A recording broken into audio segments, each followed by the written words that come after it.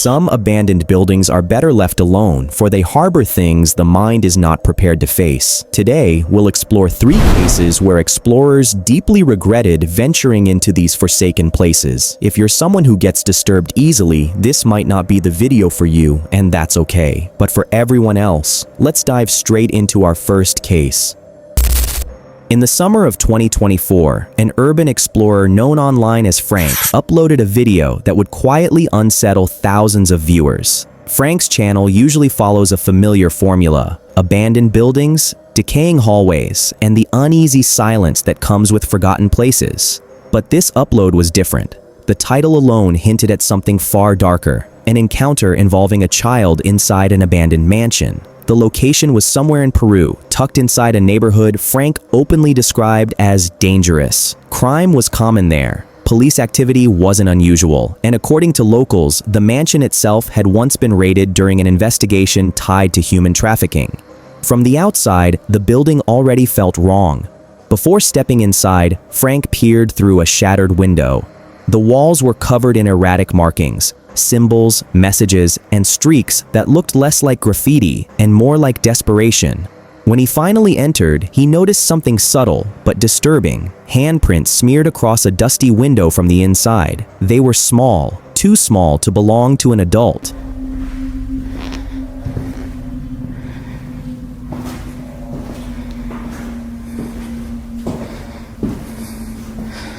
You can tell a lot of people have been here with the handprints. Looks like little kid hands. You see it? Is that blood? Red stuff on the window. Jesus Christ. Despite this, the mansion was silent. No voices, no footsteps, just Frank and the echo of his own breathing as he continued deeper into the house. That's when he reached a room that immediately stopped him in his tracks. Inside were 2 doors, identical, reinforced with metal bars, not designed to keep people out, but to keep something in. When Frank opened one of them, he froze. Dark red stains streaked across the door and walls, smeared in a way that suggested hands had dragged themselves along the surface. Given what he already knew about the house's history, the implications were horrifying. As Frank stood there trying to make sense of it all, he heard a noise, faint, metallic, and out of place. It was coming from the hallway. But this is disgusting. It even stinks in this room.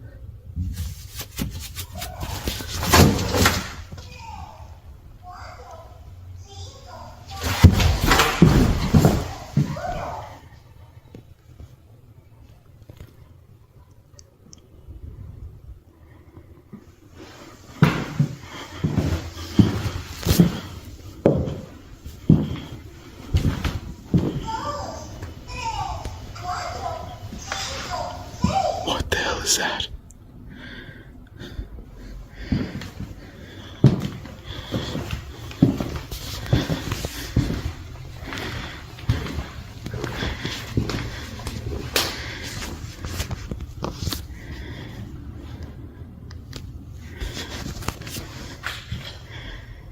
Hola?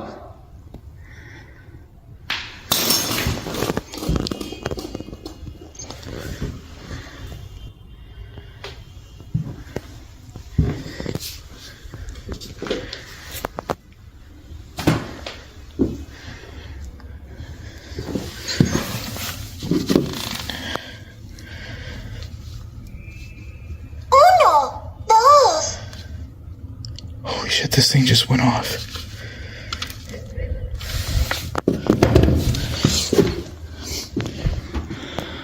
Following the sound, he discovered its source, a children's toy, sitting alone on the floor. Without warning, the toy activated by itself. No one else was visible, no movement. Yet the toy continued to make noise, stopping and starting as if responding to something Frank couldn't see. Unsure whether it was malfunctioning or being triggered by something unseen, he placed it in the center of the room and backed away. Then he turned off his flashlight. In the brief darkness, Frank noticed movement. A pale shape appeared behind the toy, small, white, and unmistakably shaped like a child standing still. The moment he turned his light back on, it vanished.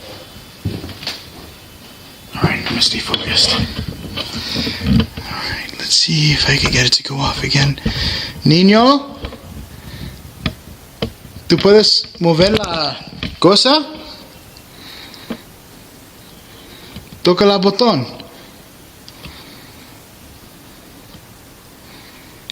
Niño.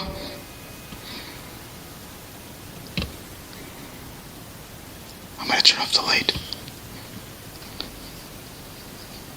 What the fuck is that? What the fuck was that?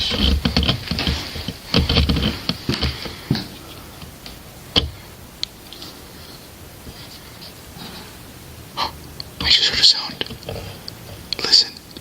Panicked, Frank rushed outside, convinced he needed distance from whatever was inside, but the mansion wasn't finished with him. From the yard, he glanced back at a first-floor window and saw what looked like a face staring directly at him. When he approached, it was gone. Left behind were fresh smudges on the glass and more child-sized handprints pressed against the window from the inside. Despite every instinct telling him to leave, Frank re-entered the building, carrying paranormal equipment. As he moved down the hallway, something pushed the door open toward him. A small hand. Again, no one was there. There's not supposed to be anybody here, but there's a light there. Definitely do not.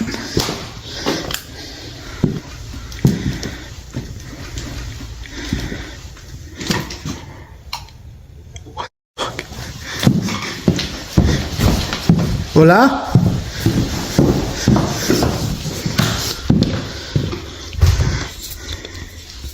Hola?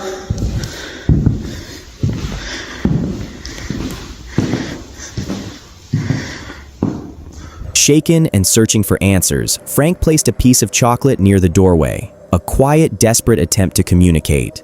Moments later, he heard the unmistakable sound of the wrapper moving. Yet when he checked, the candy remained untouched. Finally, as Frank prepared to leave for good, he looked back at the mansion one last time and saw the child again, staring through the window. It wasn't an illusion, it moved.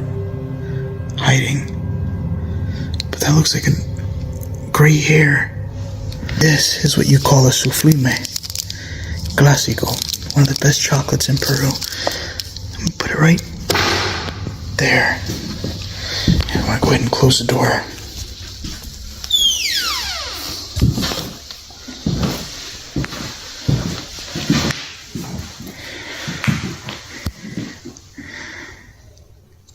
Oh, hear that? I just heard a sound. They sound like talking. I can hear what sounds like the wrapper moving. Listen.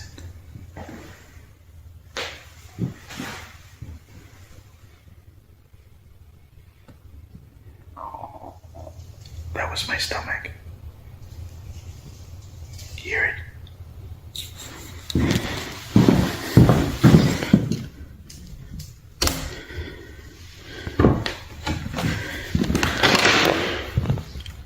Holy shit.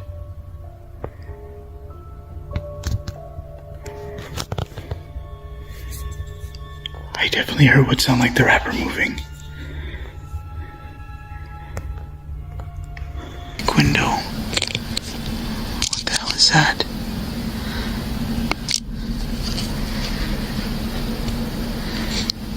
Oh, shit. That look. Oh, fuck.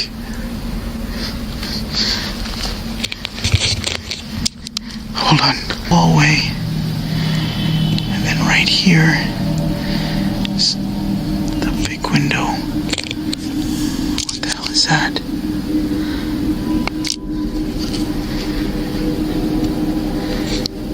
Oh, shit. That look. Oh, fuck. That's that whole hall. Later that night, Frank spoke with a security guard responsible for watching the property. When Frank described what he had seen, the guard went silent, then admitted something chilling. Others had reported seeing a child inside the mansion, and the guard himself had seen it too. No explanation has ever been given. In October of 2025, a YouTuber named Jose uploaded a video that would quietly send chills down the spines of anyone who watched. Titled Alone Inside a Cursed Abandoned House, it chronicled his night-long investigation of one of Mexico's most infamous haunted locations. Jose's channel, Jose Flores Terror, specializes in paranormal exploration. He ventures into abandoned buildings, capturing the eerie and the unexplained across Latin America. But this night would prove unlike any other. The house itself sat in a remote stretch of forest, far from any neighbors, shrouded in local legends of malevolent spirits. Residents claimed strange occurrences happened there regularly. Ghostly apparitions wandering the halls, doors swinging open by themselves, and furniture moving without explanation. People spoke of hearing whispers, footsteps, even soft crying in the night. Yet none of these tales deterred Jose. He was determined to uncover the truth for himself.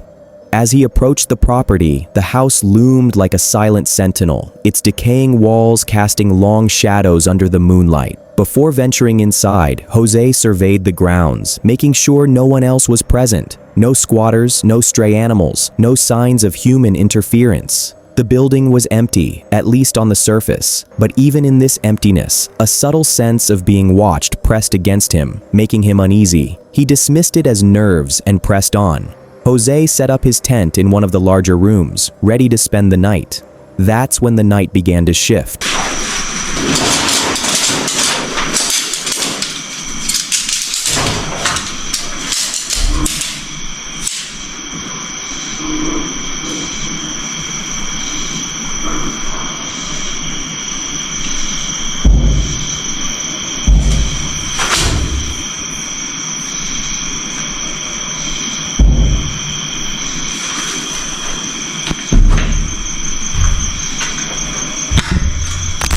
A sudden bang echoed through the building. Startled, he rushed toward the sound, scanning the rooms carefully. Empty. Nothing visible could account for the noise. Just as he was about to dismiss it, a flutter of wings caught his attention. Bats, disturbed by his intrusion, had taken flight in one of the upper rooms. That seemed to explain some of the commotion, but not all. Once inside his tent, Jose attempted to communicate using a paranormal app on his phone. Initial readings were inconclusive, offering nothing definitive, but then the sounds returned, louder, closer, moving as if aware of him. Footsteps that didn't belong to anyone, bangs that shifted direction the moment he moved toward them. Even the local dogs, somewhere outside, began barking frantically. The house was alive, or it wanted him to believe it was. For hours, Jose chased the noises from one corner to another, only for them to vanish and resurface elsewhere. Frustration and unease mounted. Eventually, he realized that approaching the disturbances seemed to amplify them. With growing anxiety, he retreated into his tent, hoping to observe the phenomena from a safer vantage point. For a few tense minutes, the house fell silent. Midnight approached, and he decided to try to rest, but sleep offered no comfort. Si llega a escuchar algo, pues se va a escuchar directamente en la aplicación. ¿Cómo te sientes? ¿Cómo te sientes? Acaba de decir. Él me dijo. La sensación de repente de este lugar se acaba de poner completamente diferente. Hoy.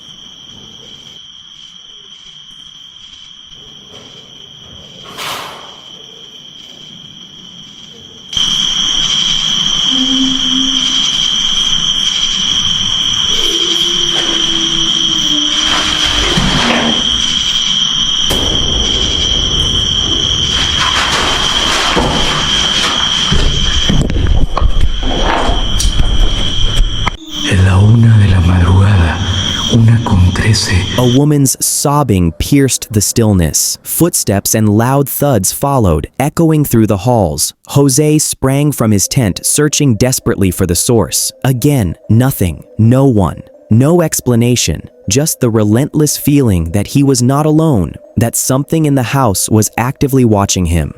By dawn, Jose had reached a grim conclusion. The house was haunted, undeniably, terrifyingly so. Whatever force resided there was beyond explanation, and the night had made it clear he would not stay any longer. Packing his gear, he exited the property cautiously, each step heavy with apprehension. Outside, the forest returned to calm, as if nothing had disturbed it. He reached his car safely, but the memory of the cries, the footsteps, and the banging would linger. To this day, the true nature of what Jose encountered remains a mystery. Was it a restless spirit, an ancient curse, or merely a trick of his imagination? The evidence is inconclusive, leaving the decision up to those who hear his story. Some houses are abandoned in name only. In others, darkness lingers, waiting. In February 2018, a YouTuber named John uploaded a chilling video titled "Abandoned Factory Exploration Gone Wrong" to his channel, Exploration Unknown. Known for documenting eerie and abandoned locations across North America, John had a reputation for seeking out the most haunted and desolate places. This night, he ventured into an abandoned yacht factory in Knoxville, Tennessee, accompanied by his friend Tim. The factory had a dark reputation. The land it was built on had once been an ancient burial site, and over the years, rumors of mysterious deaths and disappearances led locals to call it cursed. Paranormal reports surrounded the site. Sightings, strange noises, and an unshakable feeling of malevolent presence had driven the factory into complete abandonment. Undeterred, John and Tim began their exploration in the dead of night. As soon as they stepped inside, the sheer size of the factory struck them. Endless halls, cavernous spaces, and rusting machinery stretched in every direction, like a skeleton frozen in time. Then came the first bang. To get into this, just again, a huge shout out to Michael. I keep hearing a banging sound. Dude, something is banging. Let's go check it out. I hear banging coming back there, Tim. Do you hear it? I do hear that. What is it? Dude, that sounds like it's kind of against that wall. Dude, let's walk over there and see what that is. I've never been in a place this big. I hear something behind us. What is that banging? Dude, that is loud. What is that scream? I just saw a light, dude. I just saw a light up there in the top. Sounds like work going on. I know, it sounds like somebody working. Hold still. Looks like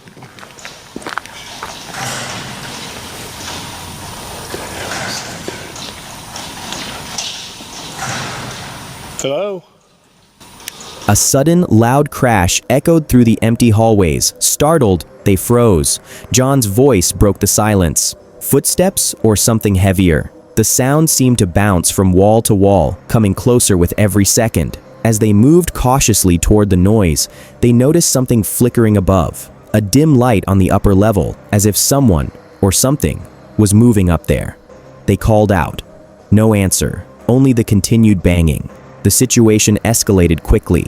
Every time they approached one noise, it would abruptly stop and reappear elsewhere. Shadows moved in impossible ways. Makeshift staircases and leaning metal beams created an unsettling sense that the factory itself was alive, watching their every move. Then, a terrifying realization.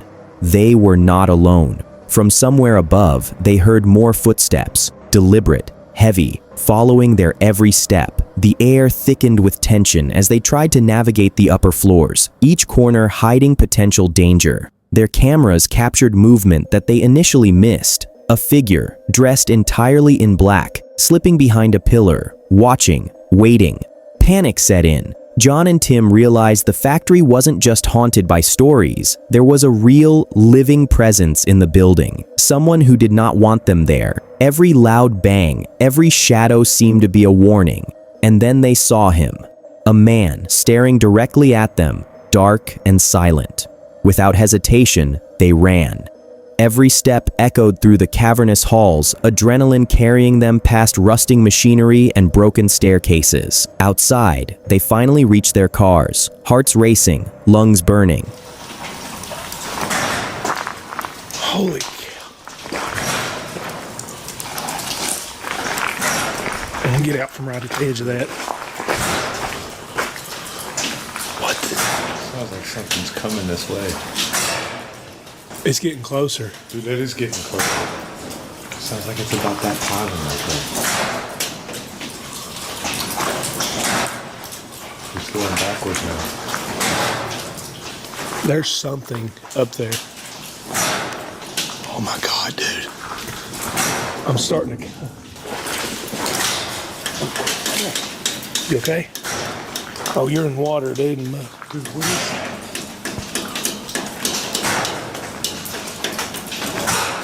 Dude, get out from under here. I can't be in here anymore. Yeah. Now it sounds like somebody walking. How do we get up there? That's what I'm wondering. You want to walk down? Yeah, we can go down that way. God, it sounds like people. Keep an eye up there, bro, because I don't know if there's somebody walking up there messing with us. I know. Let's walk on down. Dude, I see something leaning against it right there. Right there. Oh, I see that. Is that like a steps going up? I think somebody's made a homemade contraption. Yeah, it's a piece of metal they leaned up there. Oh, that's so sketchy. Oh my God, dude. Dude, there's somebody here. There's somebody here. We don't want no trouble. We're just filming. Dude, They are.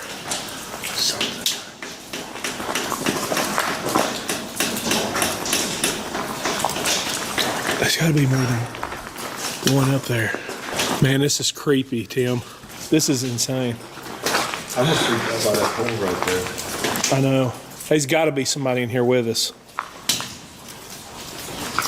He's just got to be. Oh, there's an elevator shaft over here. Let's go. I swear I thought I heard something right here. Dude, I just heard something walk right above us again. Dude, it's been following us the whole Something's following us up there. Somebody's here. There's got to be somebody here. Dude, I'm sketched out beyond. Okay, we made it a little bit farther. What the hell was that? The whole building's gonna come down. Let's go this way, man. Let's go this way. I'm getting. What is that? Holy shit, dude, get out of here. Oh my God, dude. On the other side. Oh God, dude, let's go. Let's go. Later, reviewing the footage, the chilling truth became clear. The man in black, seen hiding behind a pillar, had likely been following them the entire time. A squatter, a guardian, or perhaps someone with intentions they didn't want to discover. Whatever his motives, he had successfully warned them away without making physical contact, leaving John and Tim shaken but unharmed. The factory remains abandoned to this day, its dark history a stark reminder. Some places aren't just forgotten. They are protected, sometimes by forces far more immediate and terrifying than legends alone.